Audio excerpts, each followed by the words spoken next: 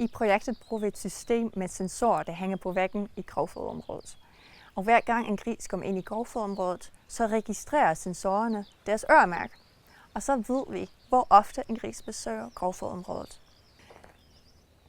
I World Pro-projektet prøver vi at undersøge, om vi kan selektere efter grise, der godt kan lide at spise grovfoder. Vi vil også undersøge, om grise, der godt kan lide at spise grovfoder, også har et bedre dyrevelfærd. Jamen, jeg har valgt at gå med i det her Well-Bred Pork-projekt, fordi jeg synes, det er spændende og i det hele taget at være med i projekter. Jeg synes, det er et godt projekt, hvor vi ser, om man kan avle for en mere positiv adfærd hos grisene.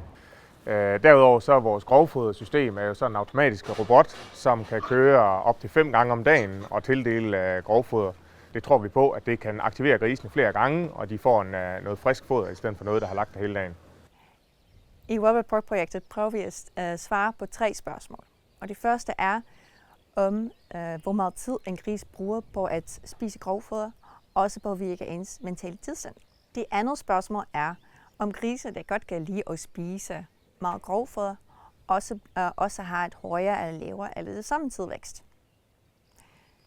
Og det tredje og sidste spørgsmål er, om det er muligt at avle efter grise, der særlig godt kan lide at spise grovfoder.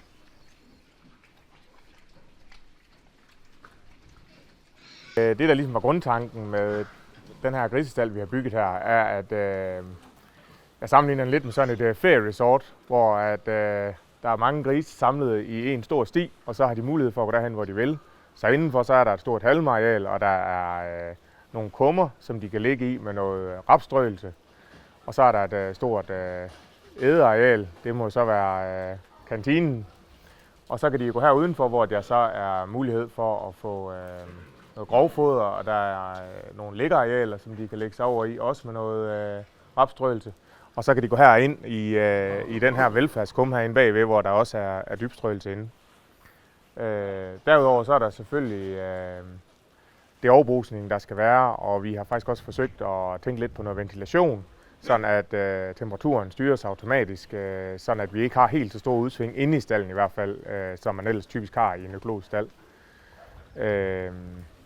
Det samme har vi gjort med akustikken inde i stallen, så vi har Troldtex-loft over det hele, for at se efter, om vi kunne reducere den støj, som er inde i stallen, som jo også giver noget øget dyrevelfærd, at man har nogenlunde brug på det. I forhold til management, så det kraftfoder, som de får inde i automaterne, der starter vi op med det samme foder, som de har fået ude i farmarkerne. Og så er det et multifasefodringsanlæg, så vi lige så stille kan skrue over på almindelig slagtsvinefoder, så de ikke mærker det der skifte lige pludselig fra den ene type foder til den anden.